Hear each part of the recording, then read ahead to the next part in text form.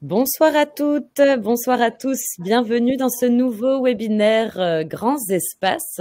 Nous sommes encore une fois ravis de vous avoir avec nous ce soir pour une conférence dédiée au Groenland et à son actualité, puisqu'on va parler du défi, un petit peu du défi géopolitique américain, mais aussi évidemment de nos beaux voyages que nous proposons sur cette destination. Il est vrai que dès 2019, le monde entier a été un petit peu surpris par une annonce singulière, l'intérêt de Donald Trump pour le rachat du Groenland, sujet qui ressort aujourd'hui. Donc, ça a mis vraiment en lumière l'importance stratégique et symbolique de cette terre immense et méconnue de beaucoup. Le Groenland, c'est ses paysages grandioses, ses ressources naturelles, et bien plus qu'un grand territoire recouvert de glace. Donc, ça va nous permettre de nous replonger dans l'histoire, dans les richesses et les mystères de cette île fascinante. Aujourd'hui, pour parler du Groenland, de cette île fabuleuse, un grand nombre d'intervenants que nous sommes ravis d'avoir avec nous ce soir. Donc, tout d'abord, Christian Kempf, le fondateur de Grands Espaces, que je présente encore pour certains qui nous rejoignent ce soir et peut-être qui ne nous connaîtraient pas ou peu. Donc, Christian Kempf, c'est le fondateur de Grands Espaces, un explorateur de renom qui navigue dans l'Arctique depuis plus de 50 ans. Et qui a dédié à l'Arctique pas moins de 14 ouvrages. Avec nous ce soir également Christiane Drieux, spécialiste du Groenland, qui a soutenu une thèse à la Sorbonne consacrée aux Inuits chasseurs de narval et qui a également écrit un abécédaire des Esquimaux polaires qui a paru en 2020. Aussi avec nous François Leloustre, également grand spécialiste du Groenland, qui prépare lui aussi une thèse à la Sorbonne sur l'apparition du Groenland dans la cartographie occidentale avant 1800. Xavier Allard également, peut-être que vous connaissez aussi, puisque il est guide chez Grands Espaces depuis plusieurs années maintenant et vous accompagnera sur certains voyages du Groenland cet été. Et enfin, avec nous ce soir, Guillaume Mallory, fils de Jean Mallory, auteur des Derniers Rois de Thulé, qui nous fait l'honneur d'être parmi nous ce soir et qui sera également à bord de notre voyage vers Thulé au Groenland. Il vous en dira plus un petit peu plus tard. Après avoir exposé tous ces intervenants qui sont nombreux ce soir, je vais laisser la parole à Christian Kempf pour introduire cette conférence. Christian, c'est à vous. Merci beaucoup Laureline, et puis bonjour à toutes et à tous, chers amis, mesdames et messieurs, et permettez-moi de vous présenter au nom de tous qui sommes ce soir devant votre écran les vœux les meilleurs d'un monde qui, et on le voit à l'instar du Groenland, risque d'être secoué par une brutalité, une violence, une rapidité inhabituelle. Et puis d'autre part, nous en revanche, en voyageant, le voyage est vecteur, comme le sport, est un vecteur de paix. Et le voyage véritablement dans ces régions fragiles et limites ne peut se faire qu'avec la conservation de la nature. Alors que ces vœux vous accompagnent, des vœux de santé, de bonheur, de réussite, mais également des vœux plus généraux, de paix et de protection de la nature. Alors dans ce cadre-là, évidemment, la deuxième annonce tonitruante du futur président des États-Unis, Donald Trump, le 7 janvier, nous a surprises, oui et non, mais surtout nous a fait un sacré coup de pub. Permettez-moi de parler avec beaucoup de simplicité. Et c'est pour ça qu'on s'est dit avec Laureline, mais c'est vraiment l'occasion de parler de nos voyages au Groenland, dans une pipe Thulé, on y va. On était déjà attachés sur le plan, je dirais, personnel, au souvenir, pardon Guillaume, je parle de souvenir de Jean Mallory et de tout ce qui s'est passé dans la région de Thulé. Mais là, on s'est dit non, il faut qu'on en parle, quoi. Alors, je voudrais pour ma part simplement tourner avec vous 4 pages. Une première page qui est non pas une grande présentation, mais vraiment quelques traits sur le Groenland. Quelques traits et en 4 points. D'abord, le Groenland est un pays énorme, immense. 4 fois la France, la moitié de la superficie de l'Union européenne. C'est un pays gigantesque. C'est le 12e pays le plus grand du monde. Il est normal qu'on puisse s'intéresser à ce pays. Le Groenland est le pays qui a 10% des réserves mondiales d'eau douce. On se souvient, il y a 20, 25 ans, ou 30 ans même, des projets de polémique d'or, de remorquage d'iceberg depuis le Groenland, etc. Bref, il y a là une ressource en eau dont je n'entends pas trop parler, à vrai dire, quand les journalistes parlent du Groenland. Mais il faut savoir que toutes les 4 secondes, il y a une personne dans le monde qui meurt à cause du manque d'accès à l'eau, qui manque de soif ou d'eau polluée. Et la possession, si je puis dire, d'une réserve d'eau aussi immense que celle du Groenland, qui couvre 80% de la superficie du pays, est chose extrêmement importante, non pas demain, non pas après-demain, mais dans le futur un peu plus lointain. Troisième aspect du Groenland, c'est l'aspect économique. Tout le monde souligne évidemment les terres rares. La Chine a environ 90% du marché mondial, le Groenland a 15% des ressources potentielles, peut-être plus. Et il est évident que ces terres rares qui rentrent à la fois dans nos téléphones, dans nos batteries de voitures et ailleurs, sont extrêmement importantes. Le Groenland, avec des intérêts d'ailleurs australiens et chinois mis dans le parc national, le nord du parc national va ouvrir la plus grande mine de zinc du monde. C'est quelques exemples. Mais surtout, le Groenland a beaucoup de sable. Nous consommons 18 kilos de sable, nous autres humains, par an. Et tous les sables ne sont pas exploitables. Les sables du Groenland qui sont fluviaux le sont. Des ressources de gaz et de pétrole, 15% des réserves mondiales. 25 à 30% sont dans le bassin arctique. Ils ne sont pas exploités pour le moment. Je pense que François aura l'occasion d'en parler. Mais entre minéraux, gaz, pétrole, uranium, très présent également dans le futur nucléaire de la planète, terres rares et sable sont choses importantes. Mais surtout, je voudrais dans cette première page, et à la fin de cette première page, vous parler de la position stratégique du Groenland. Une simple carte de l'Arctique nous permet de voir quelle est la position du Groenland. On a cet Arctique autour du pôle Nord avec 18 000 kilomètres de frontières communes entre, enfin presque à vol d'oiseau, sans compter tous les petits détours, entre l'ex-URSS, l'actuelle Russie, et l'Alaska, le Canada, le Groenland et Norvège, Spitsbergen.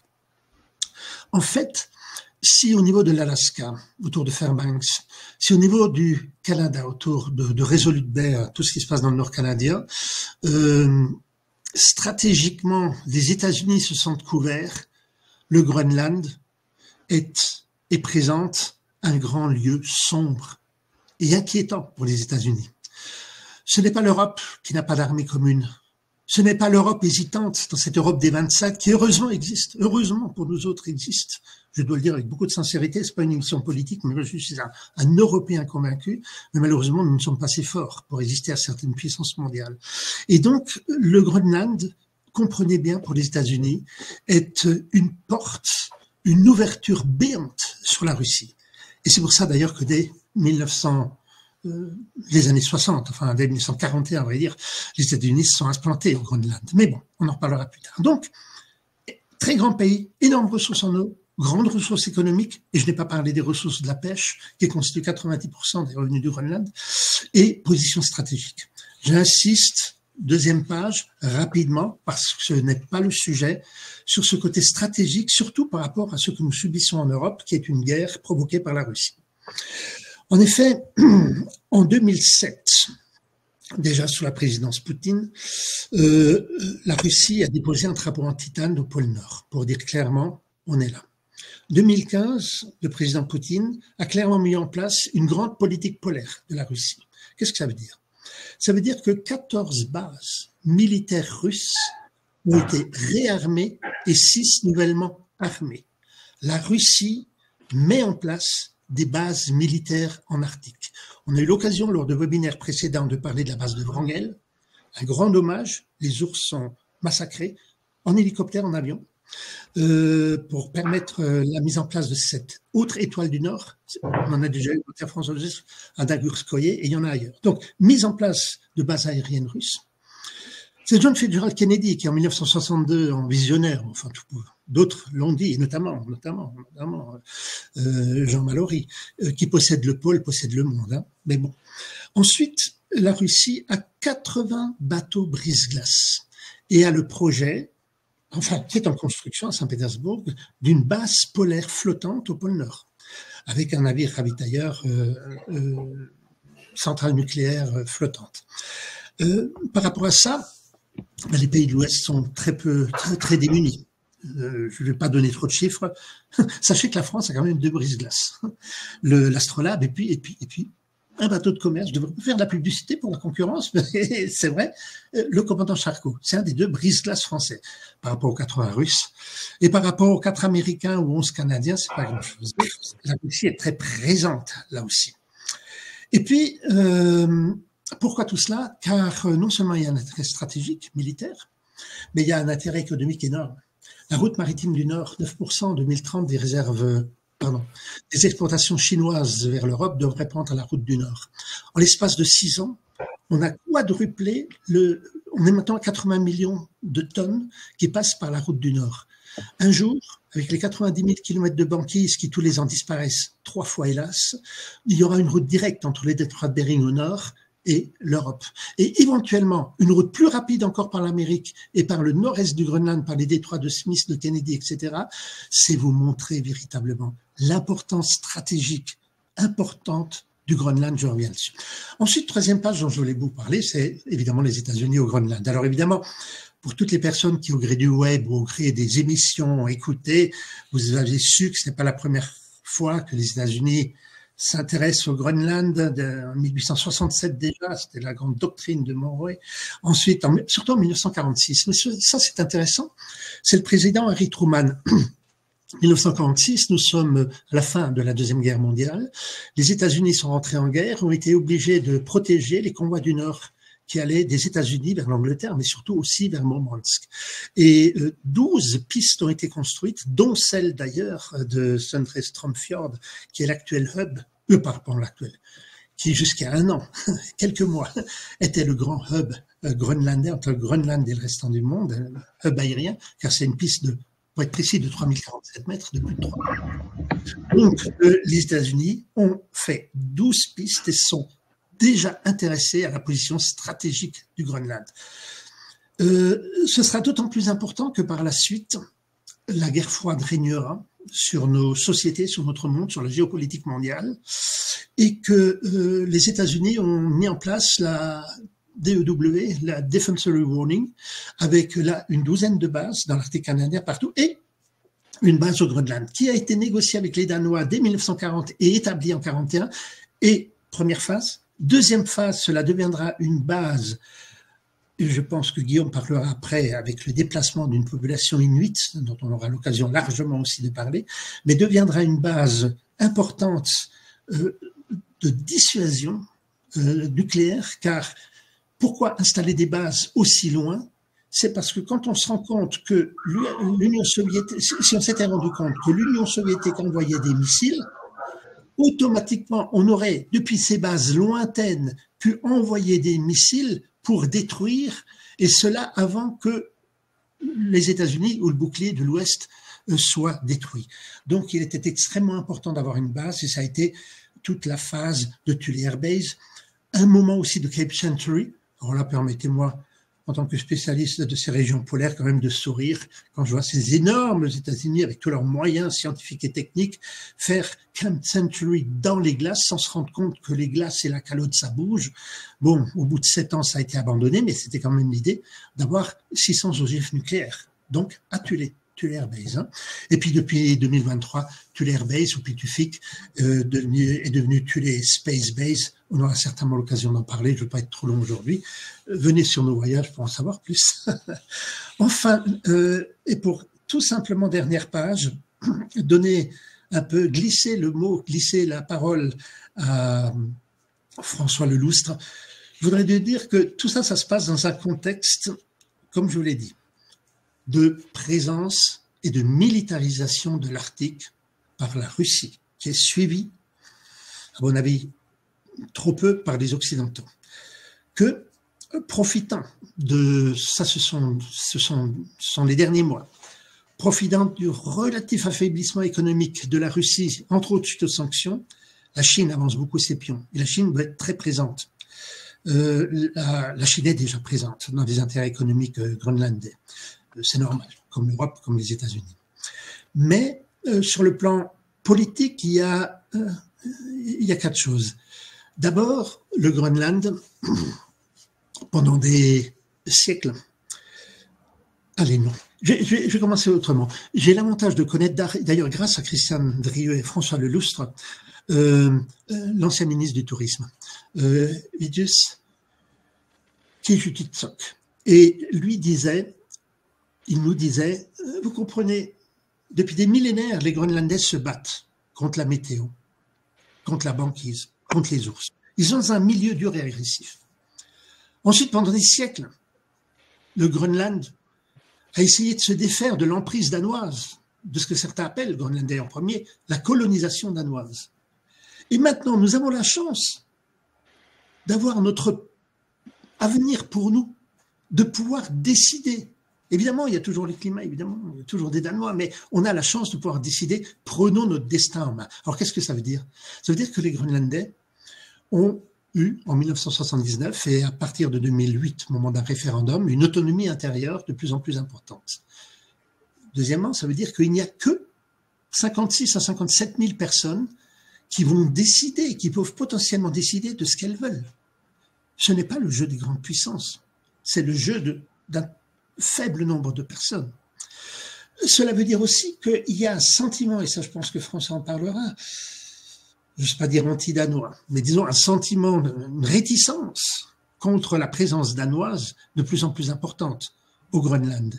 Et le tout enveloppé, couronné d'un problème économique majeur, c'est qu'il va y avoir un changement de gouvernement l'an prochain au Groenland. Il y a clairement une volonté d'indépendance, mais on ne peut pas être indépendant si on n'a pas d'argent. D'où vient l'argent? Pour le moment, via le Danemark, il vient par le Danemark et l'Europe. Il vient un petit peu du Groenland, mais pourquoi il ne viendrait pas des États-Unis? Pour acheter le Groenland, quelques économistes disent que ça vaudrait environ un peu plus de 1000 milliards de dollars. Mon Dieu, c'était si on avait ça en poche. Mais les États-Unis, le PIB annuel des États-Unis, c'est environ 30 000 milliards de dollars. La France, c'est 2600, on va dire 3000 en étant gentil, 3000 milliards de dollars. Franchement, si tu étais Elon Musk et si le Groenland était à vendre à 1000 milliards de dollars, j'achèterais. Maintenant, est-ce que j'ai raison, François? C'est toi qui vas nous répondre.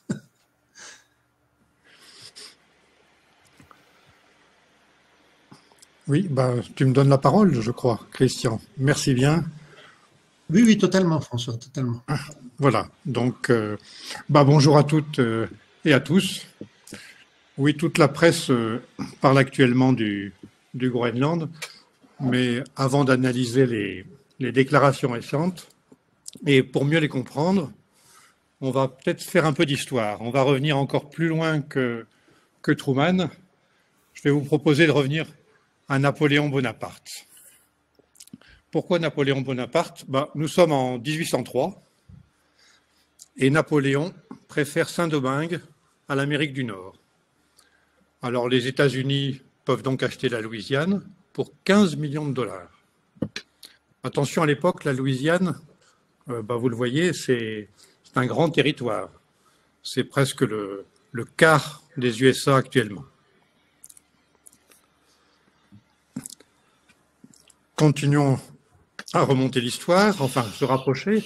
En 1867, c'est l'Alaska que les USA achètent à la Russie pour 7 millions de dollars.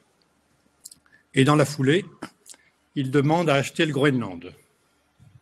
Premier refus du Danemark. 50 ans plus tard, en 1917, le Danemark accepte de vendre pour 25 millions de dollars aux USA, mais ce sont les îles Vierges, à côté de Porto Rico. Et à cette occasion, les USA renoncent à leurs prétentions territoriales sur le nord du Groenland et la fameuse terre de Peary, sur laquelle il avait beaucoup voyagé et il avait cartographié.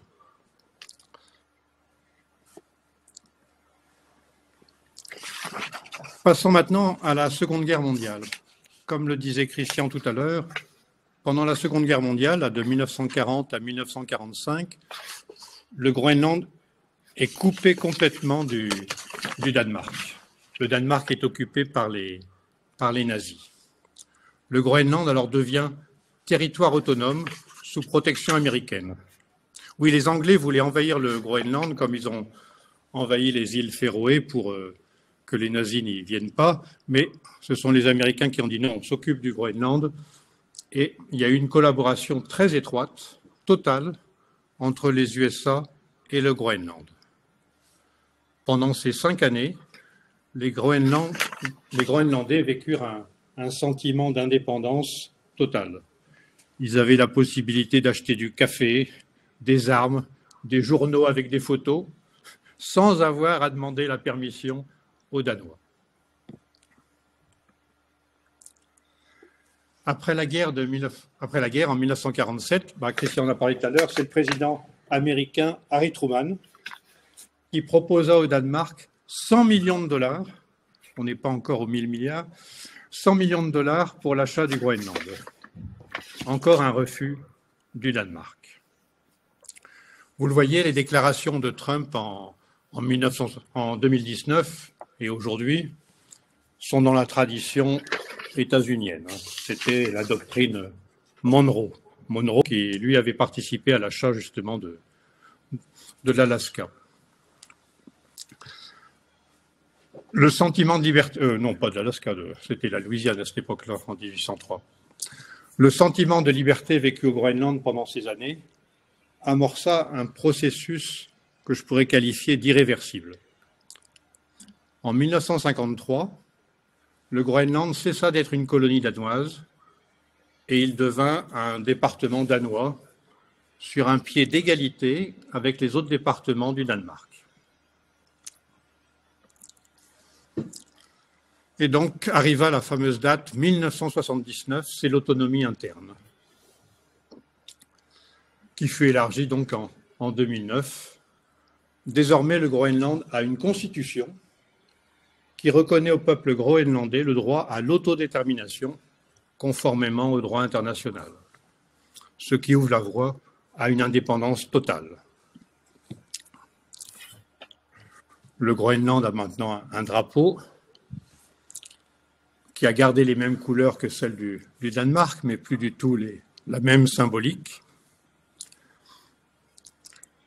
Le Groenland d'abord, il a changé de nom, il ne s'appelle plus Groenland. Il s'appelle Kaalalit Nunaat, la terre des Kalaalits. Les Kalaalits, ce sont les Groenlandais. Et la langue officielle n'est plus le danois, c'est seulement le Kalaallisut, la langue des Groenlandais. Il y a bien sûr un parlement, l'Inatsisartut. Vous voyez sur la rentrée parlementaire, là, 2 fois par an, il y a une session, et les parlementaires se font fort d'arriver avec leurs costumes traditionnels de leur région. Bon, les hommes, c'est tous la veste, l'anorak blanc, et les femmes ont des bottes et des vestes différentes.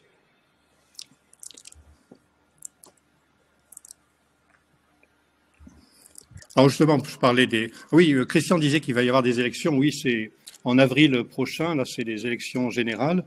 Le gouvernement actuel a été, enfin le Parlement plutôt a été... Il y a eu des élections donc il y a déjà 4 ans. À la suite d'un problème d'extraction minière, il y avait une mine où il y avait aussi un peu d'uranium. Et la majorité des Groenlandais ont fait tomber le gouvernement précédent parce qu'ils refusaient l'exploitation de cette mine où il y avait de l'uranium. Mais les Groenlandais restent favorables à une exploitation à condition qu'elle soit propre, entre guillemets. Et en tout cas, ils sont vraiment contre toute exploitation de l'uranium. Donc je pense qu'il n'y aura pas beaucoup de changements aux prochaines élections puisque les 2 partis se sont mis d'accord là pour continuer à gouverner. Voilà le Premier ministre, Mette Gede, qui, la semaine dernière, suite au discours de Trump, je vais vous lire une partie de sa déclaration. Nous ne voulons pas être danois, Nous ne voulons pas être américains, nous sommes des Groenlandais. Le Groenland appartient aux Groenlandais et la coopération que nous devons avoir avec le monde extérieur doit être basée sur nos valeurs. Il ajoute, dans le domaine de la politique étrangère, nous aimerions avoir plus de marge de manœuvre. Mais lorsque je dois parler aux dirigeants d'un autre pays, un ambassadeur danois doit être présent. Je ne veux plus cette situation. Oui, parce que dans l'autonomie élargie, donc le Groenland a beaucoup de possibilités d'action, mais ils n'ont pas d'action évidemment sur la monnaie, ils n'ont pas d'armée, c'est l'armée danoise, et ils n'ont pas d'action sur la politique étrangère. Et c'est ce qu'ils demandent de plus en plus maintenant. Et lundi dernier, il y a 3 jours, donc à son retour de Copenhague, il a convoqué une conférence de presse à Nuuk, la capitale du Groenland. Et voici ce qu'il a dit. Les derniers événements de la semaine montrent que nous devons rester unis et faire des choix judicieux pour façonner notre avenir. Et cela s'applique également au cheminement du Groenland vers l'indépendance. Il répondait à un journaliste du New York Times qui était venu exprès la veille pour lui poser cette question. Le Groenland n'est pas totalement à l'abri des tensions mondiales. Le Groenland se trouve entre 2 grandes nations de l'Arctique, la Russie et les USA. Nous pouvons considérer cela comme une menace, mais nous pouvons également le voir comme une opportunité pour une coopération plus large. Un pays qui souhaite se développer a intérêt à coopérer avec d'autres pays.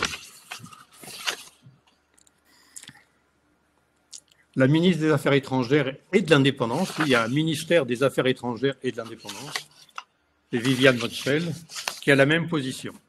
Le Groenland appartient aux Groenlandais et l'avenir du Groenland doit être décidé uniquement par le peuple groenlandais.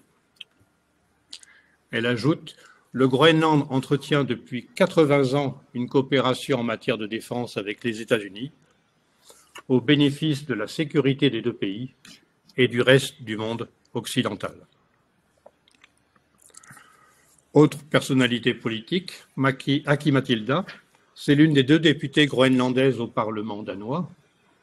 Elle a déclaré donc ce vendredi, il y a une semaine, de 1940 à 1945, oui, elle se réfère aussi à cette période, les États-Unis ont veillé à nous protéger sans coercition. Elle emploie le même mot que Donald Trump. Le Groenland et les Américains ont alors développé une coopération étroite, sans contact avec le Danemark. Et ce week-end, elle a franchi un nouveau pas. Elle a appelé tous les dirigeants politiques du Groenland à demander l'indépendance. Alors, qu'en pense le Danemark? La première ministre danoise, Mette Frederiksen, et Mute Egede, qui était venu la rencontrer à Copenhague, ont tenu une conférence de presse, toujours la semaine dernière. La première ministre, Mette Frederiksen, donc, a déclaré au cours des dernières années une coopération plus étroite que jamais a été établie avec le gouvernement du Groenland, et donc le pays est bien préparé pour gérer cette situation. Elle a également souligné que l'intérêt des États-Unis n'est pas nouveau. L'armée américaine est présente à Pituffik depuis de nombreuses années. Il s'agit de la continuation de l'accord de défense de 1951. Et hier soir, pour ça il faut suivre l'actualité tous les jours, hier soir elle s'est entretenue au téléphone avec Donald Trump. Elle a souligné l'importance de renforcer la sécurité dans l'Arctique et elle a rappelé la position du Premier ministre du Groenland. C'est aux Groenlandais de décider de leur avenir. Mon avis, enfin pour ma part, plutôt que parler comme elle de collaboration plus étroite depuis quelques années, je dirais plutôt que le Groenland prend davantage en compte les intérêts du Groenland. Le Danemark prend davantage en compte les intérêts du Groenland. Et cela avait commencé bien avant les déclarations de Trump. Il y a vraiment quelque chose qui s'est passé depuis quelques années avec Mette Frederiksen et Mute Egede, les 2 nouveaux premiers ministres du Danemark et du Groenland. Je vous propose cet exemple. Regardez ces armoiries. Le blason, les armoiries royales. Le blason de gauche, c'est celui de la reine Margrethe II, qui abdiqua il y a tout juste un an, après 52 ans de règne. À droite, c'est le blason de son fils, le roi Frédéric X. Que remarquez-vous, à part le changement d'aspect là des deux hommes sauvages, comme on dit en merdique? Bah oui, vous le voyez, l'ours groenlandais et le bélier féroïen ont une place équivalente au lion. Ce changement ne date que depuis 3 semaines. Il est vrai que le roi Frédéric X apprécie le Groenland. La réciproque est vraie. La famille royale est très aimée au Groenland, même s'il veut être indépendant. Quand le roi et la reine sont venus à Cranach, là, en juin dernier, ils sont assis avec mes amis, là, Hans et Birte, au centre de la photo, sur un traîneau, la fameuse patrouille Sirius, à laquelle le roi avait participé pendant 4 mois en l'an 2000. Le roi aime bien retourner donc, dans le nord du Groenland, que ce soit dans le parc national ou à Cranach, et retrouver donc ses amis Inuits, un peu comme Rasmussen aimait bien faire connaître le nord du Groenland. Et je finirai par une observation faite dans l'aéroport de Nuuk, là, qui a été inauguré il y a 2 mois, où le groupe Transespace a transité lors du voyage Réveillon et l'Ulyssat. Les indications sont bilingues, mais elles sont bilingues groenlandais-anglais, et non plus comme dans les autres aéroports qui sont plus anciens, où c'était groenlandais-danois. La langue danoise a disparu des aéroports, enfin du nouvel aéroport. Et puisque je suis dans un aéroport, parlons de l'événement de la semaine dernière, l'avion de Trump qui a atterri à Nuuk, à l'aéroport de Nuuk. Le fils de Donald Trump est venu en touriste. Bon, il restait que quelques heures, mais ça a fait la une de tous les médias groenlandais. Est-ce qu'il y a un rapport? Mais avant-hier, à Nuuk, des gens qui étaient avec la bannière étoilée sur leurs épaules ont distribué à de jeunes adolescents dans la rue des billets de $100. Déjà, c'est Elon Musk qui commence à faire son lobbying, peut-être. Et pour finir avec les avions et les aéroports, et pour me permettre de parler un peu de cartographie, ce qui m'est cher, je vous montre la route la plus courte sur Terre, c'est pas la ligne droite, c'est le grand cercle, l'arc de grand cercle. Ainsi, pour joindre rapidement Moscou à New York ou à Los Angeles, on passe au-dessus du Groenland. Et ceux qui ont fait des voyages en avion s'en sont bien rendus compte. Voilà ces quelques points qui, avec le côté historique, j'espère vous ont pas trop déplu et vous ont intéressé. Et je vais laisser la parole maintenant à Laureline et à Xavier. Voilà, je vous remercie. Merci François. Oui, tout à fait. Nous allons du coup, merci à tous les deux pour ces interventions sur l'historique de l'intérêt international près du Groenland. On voit que ça ne date quand même pas d'hier. Alors, pour continuer, nous allons maintenant présenter un petit peu plus nos voyages que l'on fait vers le Groenland, voyages sur lesquels vous aurez toujours des conférences aussi intéressantes que ce qu'on peut vous proposer en webinaire et sur des sujets comme on peut le traiter ce soir. Donc, je vais te laisser la parole, effectivement, Xavier, pour nous présenter donc un premier voyage vers le Groenland, qui est la grande croisière du Groenland. Voilà, je te mets la présentation pour que tu puisses présenter Xavier. Ok, merci. Alors, durant quelques dizaines de minutes, je vais vous faire un petit diaporama, un pêle-mêle un peu de différentes photos que j'ai pu faire sur cette croisière, la croisière Pic et Glacier, qui aura lieu l'été prochain, du 26 juillet au 8 août, entre autres sur le bateau l'Ocean Nova. Alors, c'est des images que j'ai faites au gré du voyage. Alors, elles sont un petit peu dans le désordre, hein, parce que ça reste quand même des voyages d'expédition. C'est pas exactement ce qu'on va trouver. C'est un petit peu un mix entre voyage expédition et voyage à escale, hein, parce que les villages inuits, l'avantage, on sait où les trouver, hein, c'est assez facile, on regarde sur la carte, mais par contre, la faune qui permet, ce voyage permet de voir différentes espèces animalières de l'Arctique, hein, dont l'ours blanc, des baleines, des bœufs musqués. Hein. Je vous montrerai quelques images que j'ai réalisées durant le séjour, pas l'année dernière, parce que l'Ocean Nova était que dans une seule partie du Groenland, mais il y a 2 ans, sur ce voyage-là, où on a eu de belles observations, dont une belle observation aussi d'attaque d'orques sur un phoque que vous avez certainement dû voir sur les réseaux que Grands Espaces a fait profiter tout le monde. Alors, comme je vous ai dit, hein, c'est un voyage qui va se passer du 26 juillet au 8 août, qui est très intéressant par sa durée et aussi par la distance que le bateau va parcourir. Hein. Ça permet vraiment de voir une bonne globalité de l'île, hein, même s'il faut plusieurs voyages, plusieurs années pour vraiment comprendre comment fonctionne cette île géante. Mais en tout cas, grâce à ce voyage qui va partir du nord-est, hein, dans le Scoresbysund, qui est le plus grand fjord du monde, avec le petit village d'Itok.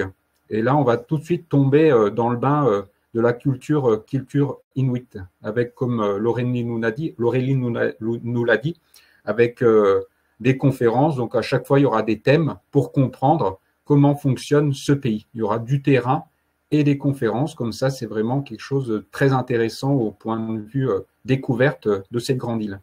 Alors, on part de ce village. Alors là, c'est une image que j'ai faite justement dans ce village, hein, des maisons très colorées, hein, qui reviennent de l'époque où on colorait les maisons d'après le métier du propriétaire. Maintenant, ça a moins d'importance, mais en tout cas, on retrouve toujours cette palette de couleurs très marquée, hein, parce que quand il faut imaginer, certains villages sont très au nord, donc une période de nuit totale, donc ça égaye un petit peu la vie de ses habitants.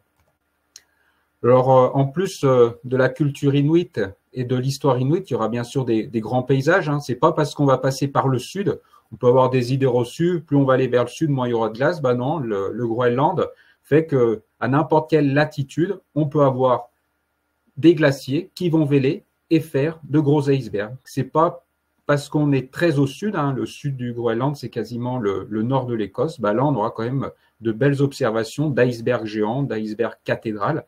Donc ça, il y en aura vraiment pour tous les goûts et toutes les formes d'iceberg. Alors ça, c'est une photo de la côte de Blowsville. Hein. J'essaye de détailler un petit peu chaque image. Hein. Côte de Blowsville, c'est une côte assez intéressante par sa géologie, hein, qui est très spécifique. On va retrouver une géologie plutôt volcanique. Donc on voit un peu ces strates très noires, ce qui contraste beaucoup avec le blanc des glaciers.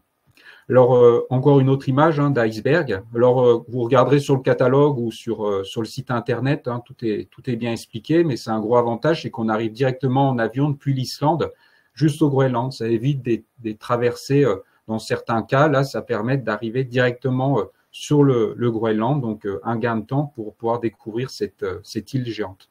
Alors là, je continue, toujours la terre de Blowsville. Hein, ça sont des glaciers, hein, il y a plein de langues glaciaires qui viennent se déverser dans l'océan et qui vont donner naissance à des icebergs. Ça fait qu'il y aura des sorties en zodiac, des belles navigations avec les petites embarcations pour venir au plus près des glaciers pour pouvoir avoir des belles observations et pouvoir faire de belles photos. Alors ça, pareil, on descend plus en plus au sud, hein, et vous voyez l'omniprésence de cette grande calotte. Là, on est quasiment presque à la pointe sud du Groenland, et pourtant on a encore cette immensité de l'Inland Sea, cette grande calotte qui est facilement accessible. Alors pas forcément à tout le monde, hein, faut quand même marcher un petit peu, mais vous voyez, c'est une balade qu'on a pu faire à la demi-journée, et on arrive sur un plateau et là on voit le début de cette grande immensité. Comme ça, on peut voir la naissance justement de ces grands glaciers, dont certains vont être émissaires de la grande calotte et qui vont venir s'écouler et créer les icebergs. Alors bien sûr, hein, le seigneur de l'Arctique, hein, c'est un ours qu'on a pu apercevoir dans le sud-est. Hein, on a parlé un petit peu des différents groupes d'ours, il y en a à peu près une vingtaine. Et là, c'est une population qui est localisée à un endroit assez particulier, parce que même dans le petit village d'Apilatok qu'on visitera, eh ben, ce sont des chasseurs d'ours. Quelquefois, il y a des ours qui viennent jusque dans le village. Et il y a 2 ans, 2 semaines avant notre passage dans le passage dans leur village, et ben, ils ont dû effaroucher un ours pour l'éloigner. Donc les ours sont vraiment partout sur l'archipel. Après, il y a plein de détails qu'on vous livrera lors des conférences sur justement ces populations d'ours, comment fonctionnent leurs habitats et plein d'autres renseignements. Voilà un petit peu les sorties qu'on peut faire avec les petites embarcations, les Zodiacs. On va partir découvrir des paysages, des icebergs. Alors ça sera au gré un petit peu des conditions, mais vous voyez, c'est quand même des conditions assez agréables. Sur la côte est, sud-est, les conditions sont bonnes. Il y a de temps en temps un peu vers le sud où il peut y avoir un peu de mauvais temps, mais c'est vraiment très localisé. Puis une fois qu'on remonte vers le sud-ouest, de nouveau, on retombe dans des conditions plus clémentes. Donc, ça fait vraiment des belles photos avec du beau soleil. Alors, voilà le bateau dans lequel on partira, l'Ocean Nova, qui est un ancien express côtier du Groenland. Donc, il est un petit peu à la maison. Il connaît bien les fonds, le bateau, le capitaine aussi. Alors, je pense que l'Ocean Nova est très content de retourner chaque année sur cette île d'où il est né. Alors, c'était ces express côtiers qui naviguaient beaucoup sur la côte ouest et nord. Maintenant, il y en a plus qu'une ligne qui fait entre le sud et la baie de Disco. Et là, j'ai entendu parler qu'il rouvrait de nouveau une ligne pour monter encore un peu plus au nord que Ilulissat. Ça fait que c'est un bateau qui est vraiment très intéressant. On voit son look quand même très baroudeur. 75 personnes dedans, ce qui fait qu'on reste en petite communauté. Et très rapidement, on peut vite sortir les Zodiacs et partir très rapidement observer la faune ou faire un débarquement. Alors là, on arrive dans le village d'Apilatok. Alors c'est un village qui est tout au sud. C'est un de mes coups de cœur. J'aime beaucoup aller dans ce village parce qu'il est très typique avec ses maisons colorées, des pêcheurs, des chasseurs, ce qui fait qu'il y a vraiment quelque chose d'assez particulier quand on arrive là-dedans. On remonte un petit peu dans le temps parce que l'avantage aussi de ce voyage, c'est qu'on va visiter différentes communautés. Certes, elles vont avoir toutes un petit peu une similitude, mais on voit un peu entre petits villages, petites villes et bien sûr la capitale de Nuuk, qui est déjà une ville assez conséquente. Donc, on a déjà un panel un petit peu de différents aspects de la vie locale dans ces petites villes. De nouveau, une autre image de l'Ocean Nova. Là, c'était dans l'entrée du détroit du Prince Christian, qui a un long chenal qui nous fait faire une très belle navigation. Alors, de temps en temps, on s'amuse à sortir les Zodiacs, on suit un peu le bateau et puis on va débarquer sur une plage ou dans le petit village que je vous ai dit tout à l'heure. Alors, je ne vous nomme pas tous les lieux parce qu'ils ne sont pas forcément évidents tous à retenir. Vous pouvez les retrouver sur la brochure. Il y a une belle carte qui a été faite avec les noms des lieux qu'on va aller visiter. Mais c'est vraiment quelque chose qui a été fait pour avoir le maximum de vision du Groenland. Parce qu'il y a certains voyages qui sont très spécifiques à une région, que là, c'est un panel un petit peu de tout ce que le Groenland peut nous offrir, des ours mangeurs de phoques jusqu'aux élevages de moutons dans le sud, parce que le sud du Groenland s'est tourné vers l'agriculture. Donc, on va avoir des chasseurs typiques, vers Itok, on va avoir aussi des pêcheurs, comme aussi sur la côte ouest, avec les productions de crevettes, et aussi tout ce qui est agriculture, avec des petites fermes qui sont vers Qaqortoq, Narsarsuaq, vraiment la pointe sud, où les conditions climatiques sont les plus favorables. Donc, c'est vraiment un panel de vision de cette île. Alors, encore une image. Voilà un petit peu ces grandes falaises. Ça, c'est des grandes montagnes qui ont été érodées par les grands glaciers qui ont maintenant reculé. Mais on voit encore la forme de l'érosion sur ces falaises-là. C'est un lieu, c'est sûr que durant la croisière, on n'ira pas faire le Grand Big Wall, mais c'est un lieu qui est très propice pour l'alpinisme. C'est un alpinisme mondial. Ces falaises-là sont très réputées par leur longueur et leur difficulté. Alors, étonnamment, oui, le Groenland, à une époque, il y avait des arbres et ils ont essayé dans les années 60-70 de tenter de un petit peu développer d'autres économies, dont une plantation d'épicéas. C'est étonnant quand on regarde un peu l'image, on se dit est-ce qu'on est encore au Groenland ou est-ce qu'on est plus dans les Alpes? Mais vous voyez, c'est un petit peu ce contraste qu'il y a dans toutes ces régions qu'on va avoir l'occasion de visiter. Alors d'autres petits villages, Alors ici, ce sont des villages qui chassent aussi la baleine, hein. Le bateau à gauche était en train de remorquer une baleine. On a pu voir l'arrivée sur le quai où les chasseurs étaient en train de la dépecer. Alors, faut pas le voir d'un côté négatif, hein. Ces populations ont besoin des ressources naturelles qui sont apportées de bateaux, hein. Ils vont pas, comment dire, importer de la viande du Brésil ou d'Argentine comme l'Europe est en train d'essayer de faire actuellement, mais ils prennent ce qu'il y a autour. Donc, c'est naturel pour eux qu'ils aillent chasser, pêcher et un peu survivre grâce à ressources naturelles qu'il y a autour de leur habitat. Quelques grands icebergs hein, qui ont été, dont celui-là a été érodé et formé cette belle arche. Hein. Ça, c'est quelque chose qu'on va voir vraiment tout le long un peu du séjour, ces icebergs qui flottent et qui se déplacent au gré des courants. Alors là, on revient un peu sur la côte sud-est. On arrive à Tasiilaq, en Bassalik, qui est un lieu assez intéressant hein, par l'endroit où il se trouve. Et aussi, c'est celui qui est à peu près le plus proche de l'Islande. Mais il y a très peu de communication entre l'Islande et le Groenland. Et c'est là aussi que Paul-Émile Victor est venu plusieurs fois pour faire des hivernages et comprendre un peu la culture de ces populations qui, à l'époque, étaient très peu connues. Après, il y aura aussi Guillaume qui parlera, lui, d'un autre grand explorateur qui connaît bien. Alors, le traîneau, hein, parce que ce sont des gens, encore maintenant, qui ont besoin de ce mode de déplacement. Il n'y a pas de route qui relie les villages ou les villes. C'est seulement soit par bateau, quand il n'y a pas de glace, ou après, ça va être par hélicoptère ou par avion. Donc, quand ils veulent se déplacer dans les baies, dans les montagnes, eh ben, ils vont utiliser les chiens. Maintenant, il y a aussi les motoneiges hein, qui sont devenues quand même assez courantes. Mais la motoneige reste quand même moins praticable que la culture du chien de traîneau où ils partent soit aller vers un autre village ou sur des périodes pour aller à la chasse.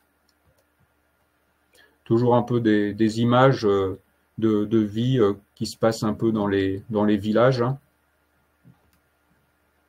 Voilà les panneaux routiers. Alors, je ne sais pas comment est-ce qu'ils passent le code routier. Est-ce qu'ils le font sur l'île où ils vont au Danemark pour passer le code, mais est-ce qu'ils doivent apprendre, attention, traverser de chiens de traîneau? Encore quelques images de villages. Hein, vous voyez, c'est vraiment un mix entre grande nature sauvage et découverte des populations. Alors, comme ici, hein, il y aura des moments où il y aura un peu des chants traditionnels, des mises en scène pour comprendre un peu la culture qu'ils ont eue, hein, parce qu'ils étaient passés d'une culture chamanique à une culture avec la christianisation. Donc maintenant, on retrouve un petit peu ce mixte dans leur vie. Et là, on a le droit, durant le séjour, à plusieurs représentations de chants traditionnels, ici avec ce tambour qui est fait avec de l'estomac d'ours. Voilà, hein, bien sûr, hein, ce qu'on attend, hein, ces les grands icebergs. Hein, quand on vient au Groenland, hein, il y a un peu une trilogie, un petit peu de la découverte de cette île. Hein, c'est ces géants, c'est ces icebergs géants. C'est la faune, hein, comme je vous ai dit, avec les ours, les baleines. J'ai quelques photos encore, hein, certainement un peu plus loin. Et aussi la culture inuit. Hein, c'est vraiment quelque chose d'assez important dans la découverte de cette île. On voit là la petite embarcation vraiment toute petite à côté de ce monstre. Ah bah non, c'est la dernière photo. Et ben, je pensais que j'avais quelques photos parce que, comme je l'ai dit, ce sont des lieux où il y a énormément de nutriments dans les mers. Donc, il y a des écosystèmes qui se créent. Et il va y avoir dans certains coins, comme en baie d'Isco, vers Ilulissat ou sur la partie de la côte sud-est, des grandes zones où on peut voir très souvent, hein, chaque fois qu'on est passé par là, des baleines à bosse ou petits rorquals, grands rorquals, des espèces comme ça, des phoques aussi qui se reposent sur des flots de glace. Donc, c'est vraiment assez intéressant ce voyage-là, piqué glacier, qui nous permet de découvrir vraiment une grande partie de cette île. Merci de votre attention. Je redonne la parole à Laureline. Merci Xavier pour la présentation de ce beau voyage qui s'appelait piquets glaciers que l'on a renommé, que vous retrouverez sur le site sous le nom de la Grande Croisière du Groenland, dont je vous ai mis le lien dans le chat si jamais vous voulez retrouver donc la carte de l'itinéraire et puis toutes les informations à propos de ce voyage. On va poursuivre avec le voyage à bord de l'Ocean Nova qui suit la Grande Croisière du Groenland, qui est donc le voyage de l'allée des icebergs au nord de Thulé, et qui vous être présenté par Christiane Drieux, avec, je crois bien, une belle introduction sur cette région. Donc je te mets la présentation, Christiane, et puis je te laisse la parole. Merci Laureline, merci à vous tous et bonjour à vous tous et toutes. On vient de faire un tour avec Xavier, du Groenland par la côte est, par la côte sud, et maintenant je vous propose de monter encore plus au nord, beaucoup plus au nord, toujours dans les icebergs, toujours avec l'Ocean Nova, sur l'allée des icebergs et d'aller jusqu'à Thulé et même peut-être au-delà. Alors, l'allée des icebergs, c'est un nom qui est amplement mérité et tout commence à Ilulissat, la capitale des icebergs, avec son fabuleux glacier qui avance de près de 30 mètres par jour et qui vèle d'impressionnants icebergs. Ces géants de glace, ils vont nous accompagner tout au long de notre expédition vers le Grand Nord. Partout, ils sont omniprésents. Chaque jour, ils sont plus surprenants. Ils ont des formes, des couleurs, des textures absolument extraordinaires.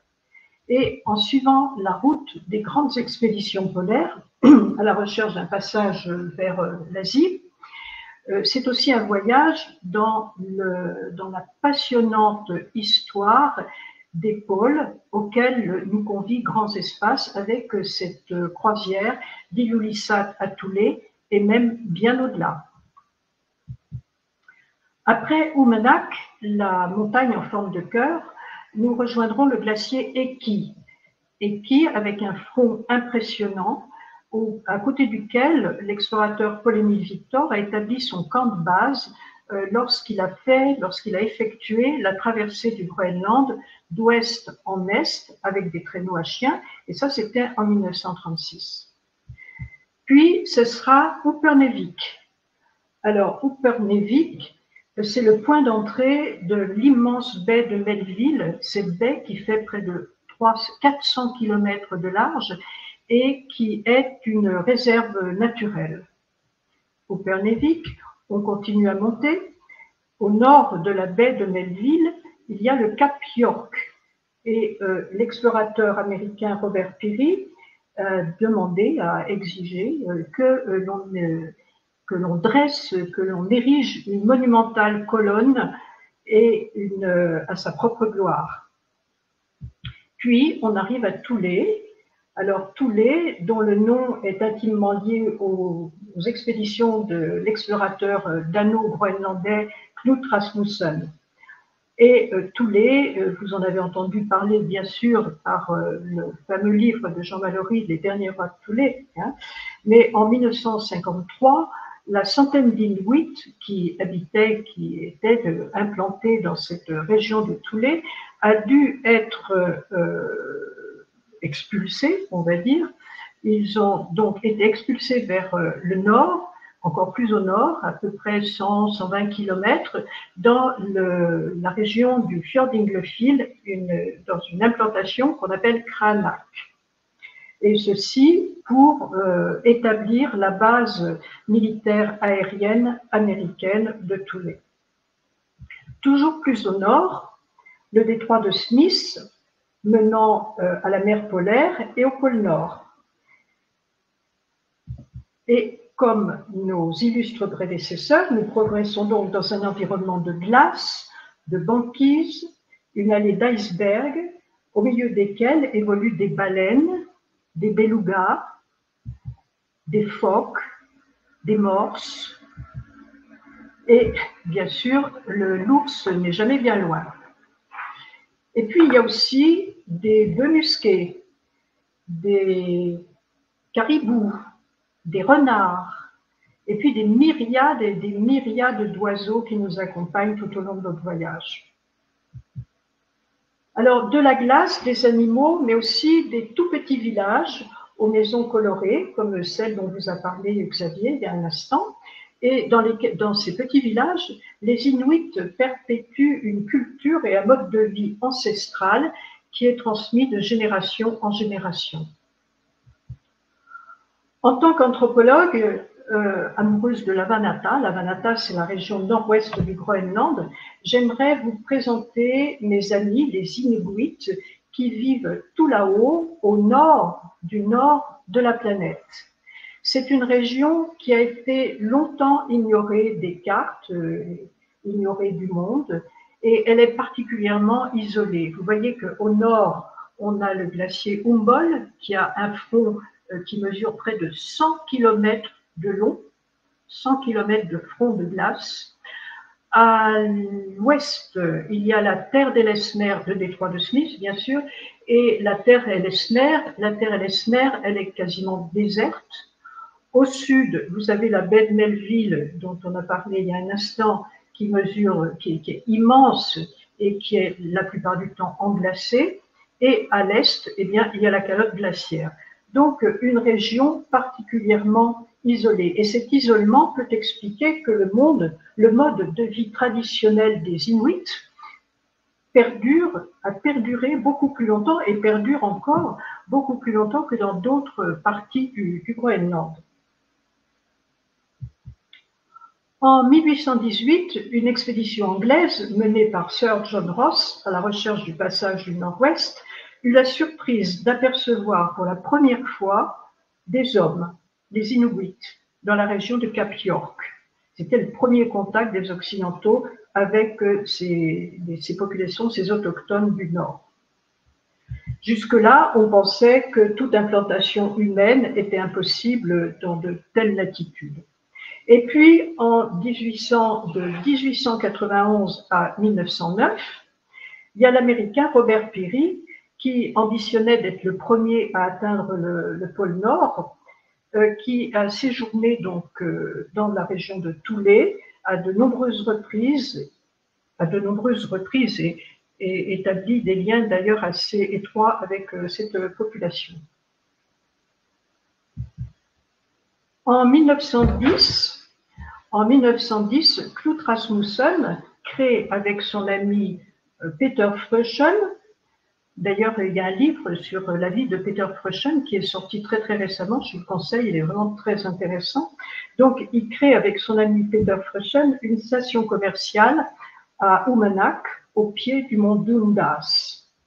Et il crée cette station pour faire entrer le nord du Groenland dans le rattacher au reste du Groenland, mais également pour financer ses propres expéditions.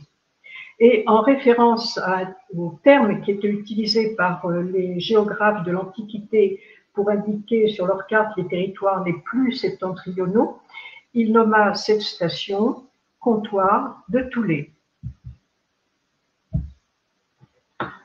Donc, actuellement, dans cette région, il ne subsiste que 4 implantations. 4 implantations dans le nord de Lavanata. Kranak, qui est la plus importante, regroupe les services administratifs. Il y a aussi un collège, il y a une église, il y a un supermarché, un petit hôpital. Et Kranak vit de la pêche au faitan sur glace. Les 3 autres implantations sont beaucoup plus petites. Par exemple, Savisivik, au sud, est habité que par une quarantaine d'habitants. Savisivik, ça signifie là où il y a du fer.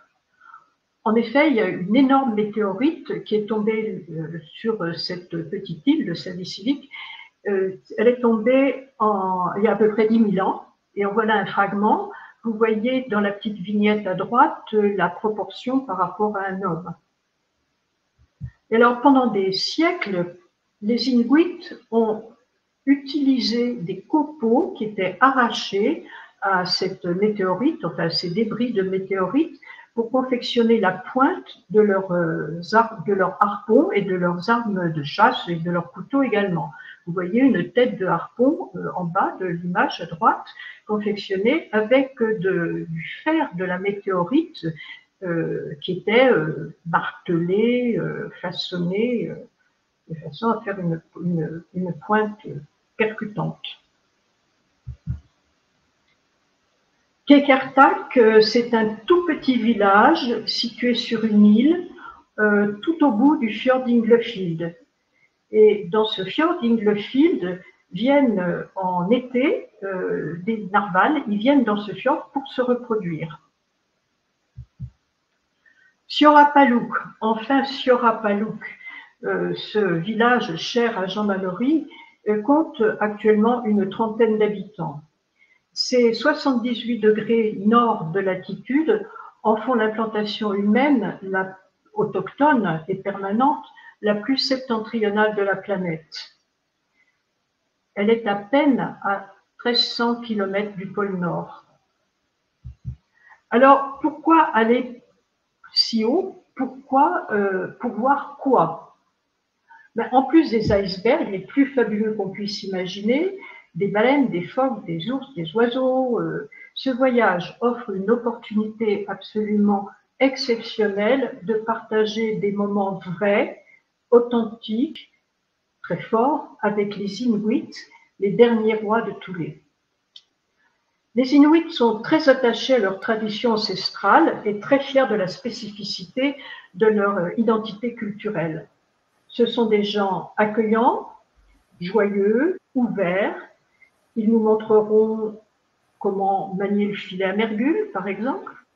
Ils nous initieront au chant de tambour que Langakok, c'est le chaman. Donc, le chant que le Langakok utilisait pour dialoguer avec les esprits.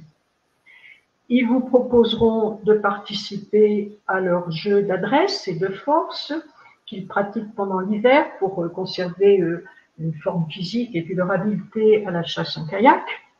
Et puis, il est possible qu'ils vous proposent de goûter du matak. Le matak, dans le matak, il y a énormément de vitamine C.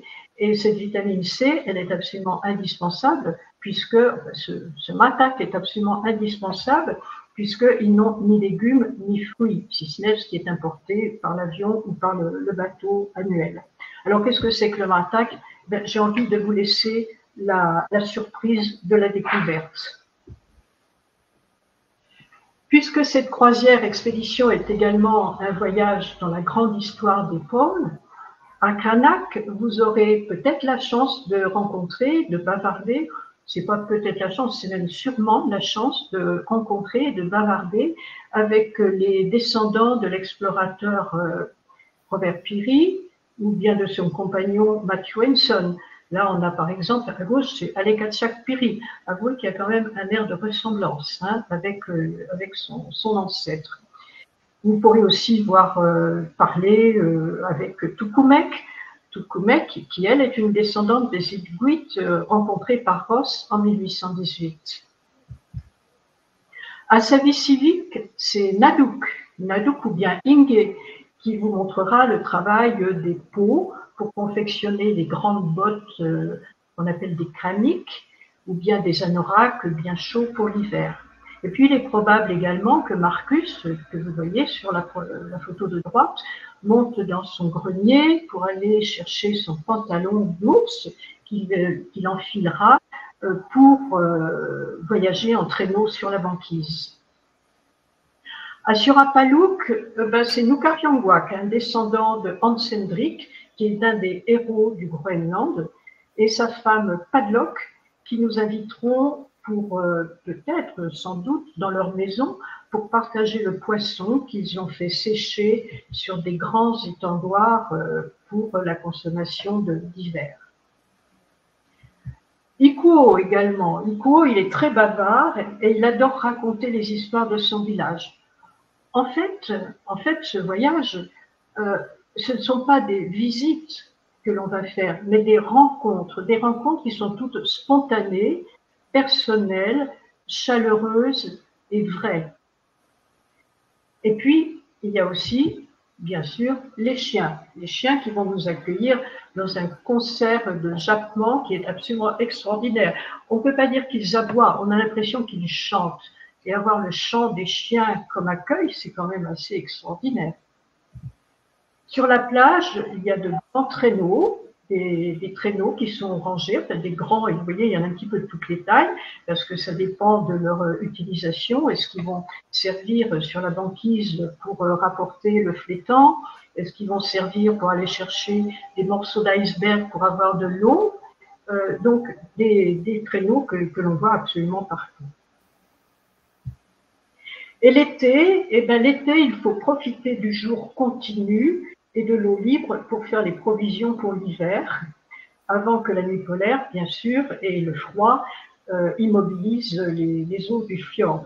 Vous voyez ce tout petit kayak et cet immense iceberg, on est dans le fjord Inglefield. Alors simplement avec leur harpon à propulseur, les chasseurs parcourent le fjord dans leurs kayaks, qui sont extrêmement fins et fragiles. Ils sont à la recherche de subsistance pour leur famille et également pour nourrir les chiens. Et ces kayaks sont construits par les chasseurs eux-mêmes et ils sont extrêmement instables. Le chasseur fait vraiment corps avec son embarcation, au point que les premiers récits parvenus en Occident faisaient mention d'hommes-poissons. Les explorateurs, en fait ces voyageurs, ne comprenaient pas comment ces hommes pouvaient être aussi près, aussi agiles sur l'eau, donc ils parlaient d'hommes-poissons. D'ailleurs, Avidiak, qui est un chasseur de Greenock, me disait que quand il est dans son kayak, pour changer de direction, il n'a qu'à bouger un orteil.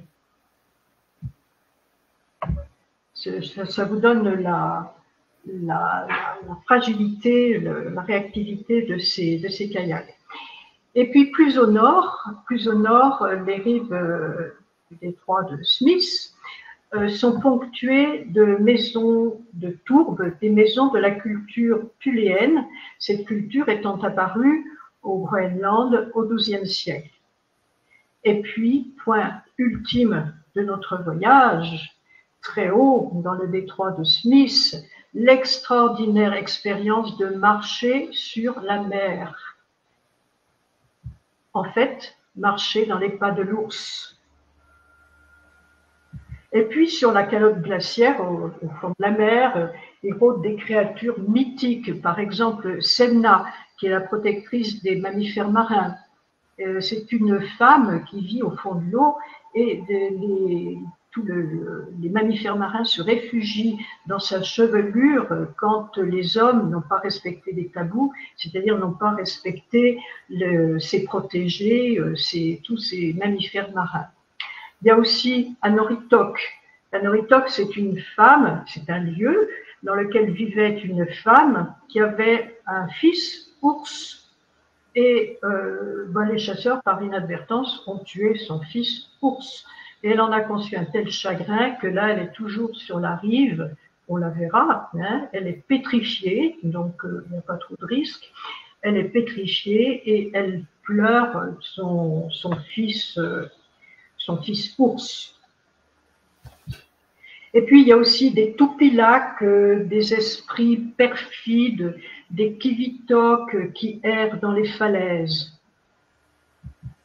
Et le son rythmé du tambour rappelle la croyance ancestrale en un continuum entre l'homme, son environnement et les animaux.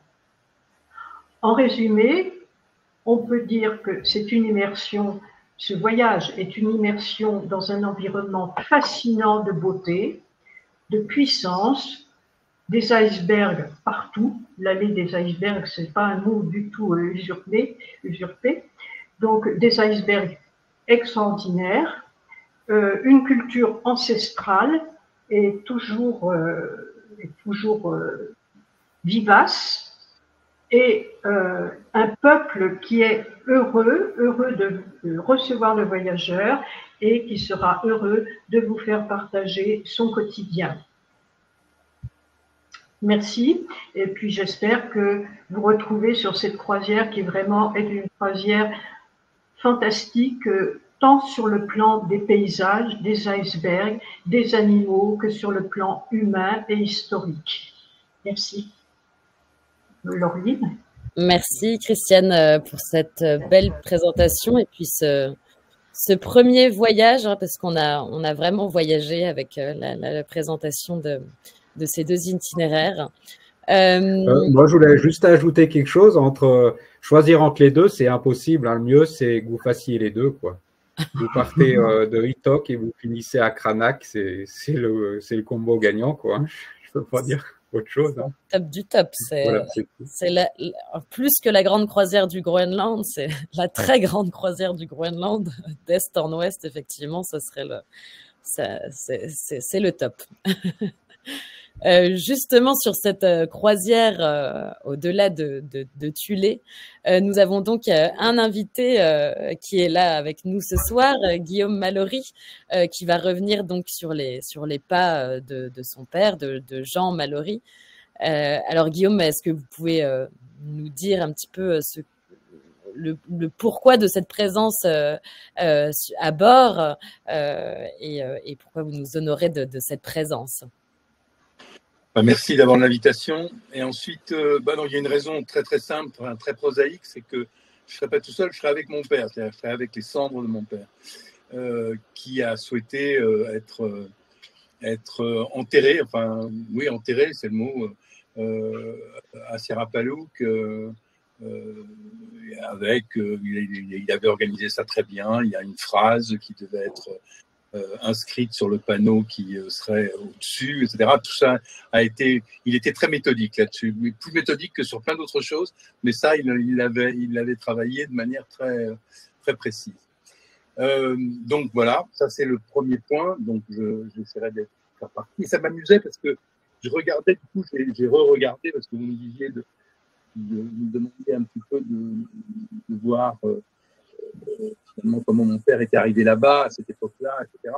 Et je regardais la description la plus exacte qui a été faite de sa découverte de la base américaine. C'est dans Humok, en réalité. Il y a une dizaine de pages qui sont très précises. Et c'est amusant parce qu'il était avec un Esquimau, enfin avec un Inuit, excusez-moi. Il était avec un Inuit, un compagnon qui s'appelle Sakeongwak.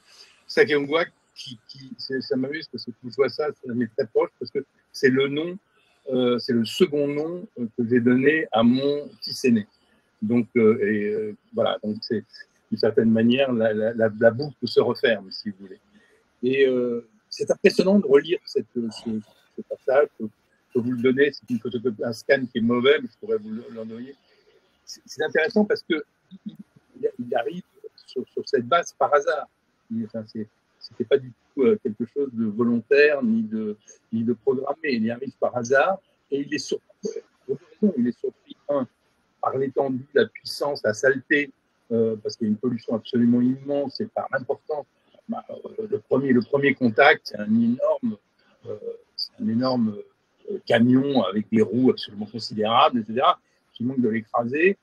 Bon, voilà. Et puis ensuite, la deuxième chose, c'est que la base est secrète.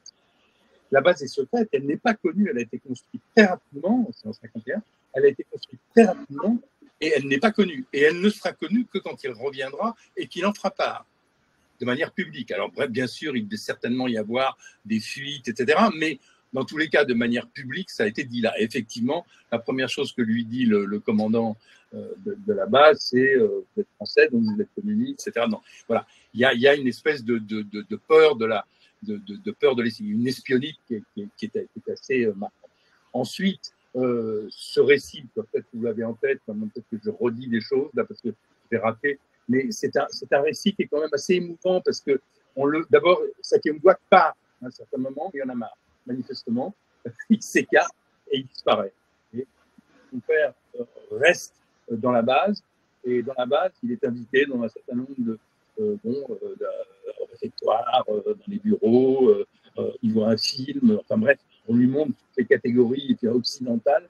Et évidemment, c'est quelque chose de surréaliste, parce que comme lui, il était en hivernage, c'est surréaliste de voir. Et bon, donc il le raconte vraiment dans le détail, et c'est assez bien, c'est très vivant. Et voilà, c'est moi ce qui m'a frappé là-dedans, c'est dans ce récit que je redécouvre, que je l'ai souvent entendu à l'oral, c'est d'abord il est moins agressif qu'il ne le disait à l'oral contre le commandant en chef de la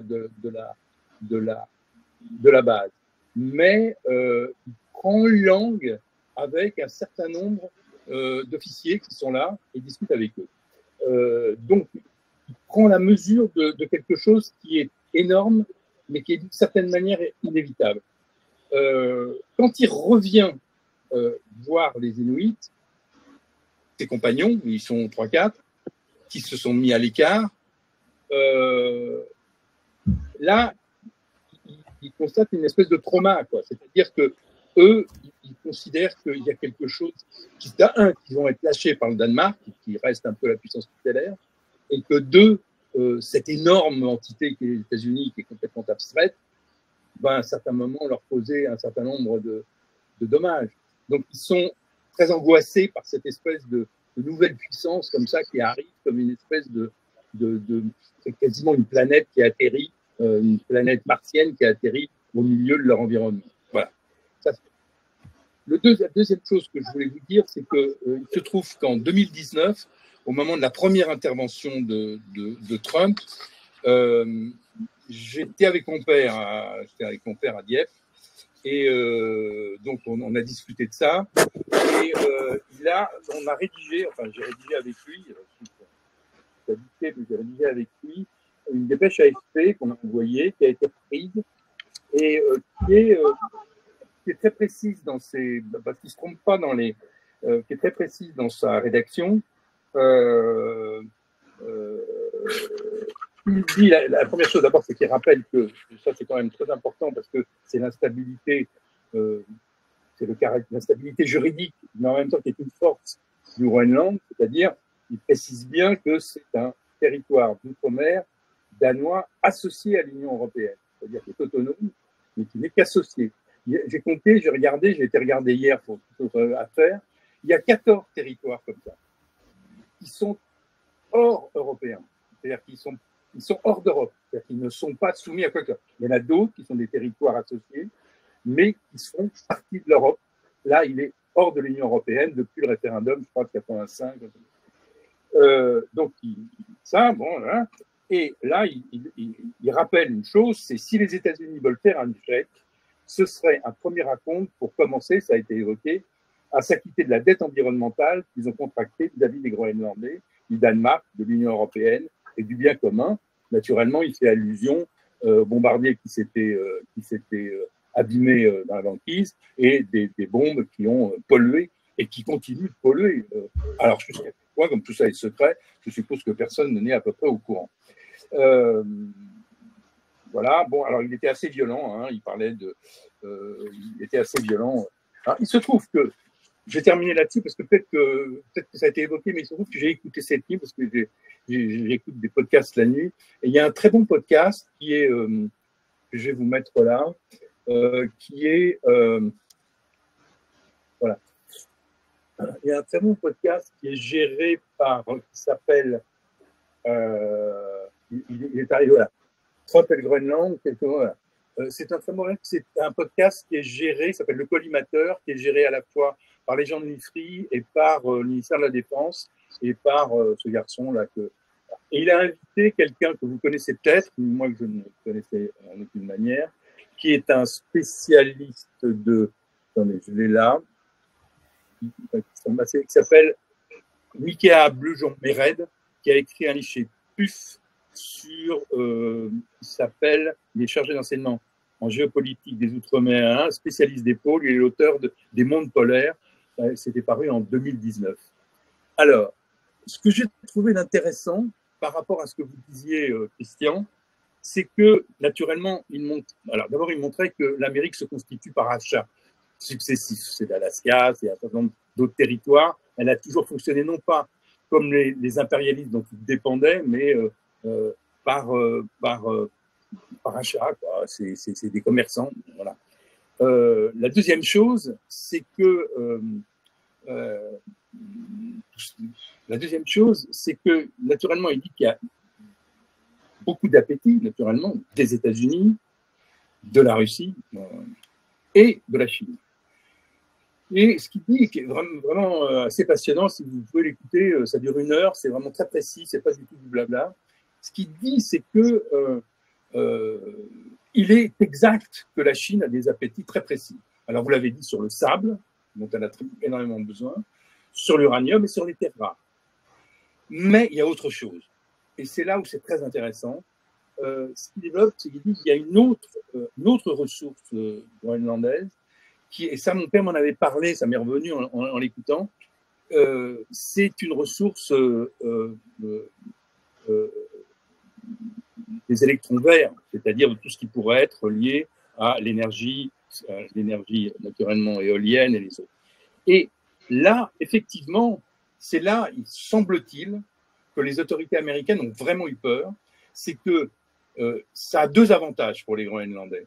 Le premier, c'est non pas de faire une colonie à l'africaine, une exploitation à l'africaine, c'est-à-dire qu'on prend des ressources, on les pompe jusqu'à ce qu'il n'y en ait plus, et puis après on largue dans le pays dans une situation toujours un peu difficile, mais au contraire d'organiser un flux d'énergie, et un flux d'énergie, ça permet d'avoir de l'argent, mais en même temps d'avoir un revenu qui est durable.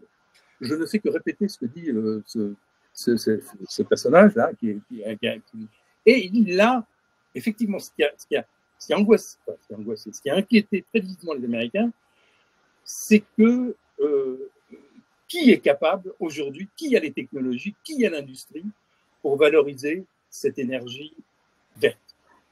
C'est les Chinois, c'est à l'évidence, c'est sur tout ce que sont les éoliennes, c'est vraiment un des grands pylônes de ces établissements. Là, il y a véritablement un avantage compétitif absolument immense, puisqu'ils ont pratiquement la maîtrise de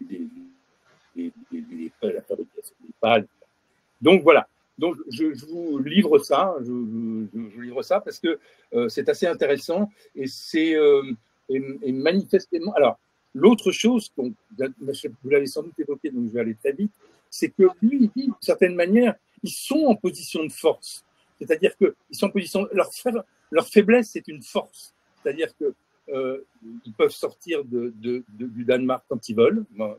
D'après ce que j'ai compris, le Parlement danois ne peut qu'entériner, il ne peut pas s'y opposer. Enfin, je parle sous votre contrôle.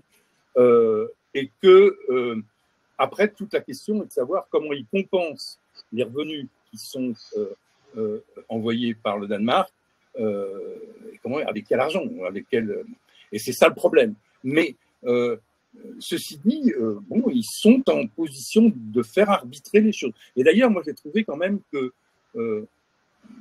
les premières réactions sont des réactions, disons, compréhensibles. Alors, c'est très compréhensible de la part du Danemark, qui a toujours été un pays très, disons, très otanien au sens large, c'est-à-dire très, très proche des États-Unis, très marchand. C'est un pays marchand, quoi. C'est un pays qui aime bien dealer, qui est proche des États-Unis, qui n'est pas choqué par l'annonce de Trump. Mais voilà, il pourrait, ce qu'il dit, vous écouterez le podcast, qui dit, c'est qu'il pourrait y avoir une alliance à 3 assez intelligente entre le Danemark, les États-Unis et les Esquimaux. Maintenant, toute la question. Alors, il rappelle une chose qui est intéressante. Il dit que pour montrer justement la capacité de négociation, il raconte que alors c'est sous votre contrôle, hein, parce que moi je ne sais pas si ces sources sont bonnes, je ne sais rien, mais il raconte qu'à Nuuk, le système de téléphonie est chinois, mais qu'en revanche sur la base j'ai oublié son nom sur cette base, le personnel d'entretien, aujourd'hui, le personnel de service, ils ont négocié de telle manière qu'il ne soit plus exporté d'Alaska ou de je ne sais où, mais qu'il soit fourni par, les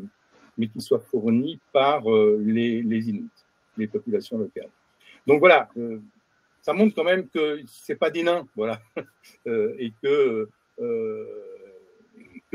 voilà, ils sont confrontés. qui sont en phase 2 et qui ont besoin d'eux et qui en même temps, évidemment, ils sont peu, ils sont 56 000, c'est pas énormément, c'est pas énorme, mais alors c'est marrant, c'est que systématiquement, Trump n'a pas changé entre 2019 et aujourd'hui, il dit toujours 45 000. C'est absolument incroyable, il n'a pas mis à jour ses chiffres, c'est toujours les mêmes. J'ai l'impression que c'est pas une population qui régresserait, quoi. Voilà, je vous ai dit un peu ce que j'avais en tête, j'en ai d'autres, naturellement, mais voilà à peu près comment je dirais. Merci Guillaume. Christian, vous voulez intervenir? Non.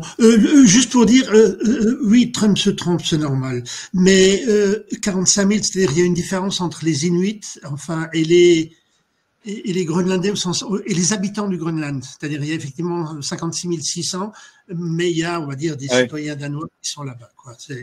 Donc, enfin, voilà, juste pour dire. C'est pour ça qu'il y a parfois des différences de chiffres. Eh ben, merci à vous, Guillaume Mallory, pour votre intervention, pour ce retour sur la géopolitique et les missions de votre père.